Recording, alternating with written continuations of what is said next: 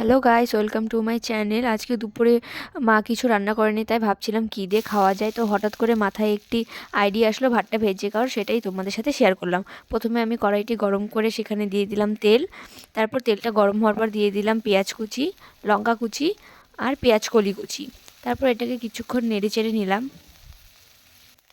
নাড়াচাড়া করার পর দিয়ে দিব এখানে একটি ডিম। তারপর ডিমটিকে খুব ভালোভাবে পেঁয়াজ কলি পেঁয়াজের সাথে খুব ভালোভাবে মিশিয়ে নিব। এখন এটার মধ্যে দিয়ে দিব হলুদ গুঁড়ো, কাশ্মীরি লাল লঙ্কার গুঁড়ো দিয়ে নেড়ে চেড়ে নিব, ভালো করে মিশিয়ে নেব। ডিমটাকে ভাজা হয়ে গিয়েছে, এখন এটার মধ্যে দিয়ে দিব ভাত, অল্প অল্প করে। ভাতটিকে কিছু করে জন্য নাড়াচাড়া করে নিব, মশলাগুলোর সাথে ভালোভাবে মিশিয়ে নিব। দিয়ে দিব পরিমাণ মতো লবণ। লবণ দিয়েও কিছুক্ষণ নেড়ে চেড়ে নিব।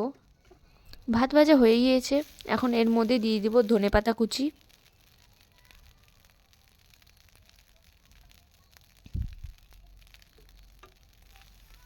আবার একটু নেড়ে চেড়ে নেব, নেড়ে চেড়ে নিয়ে নামিয়ে নেব একটি প্লেটে।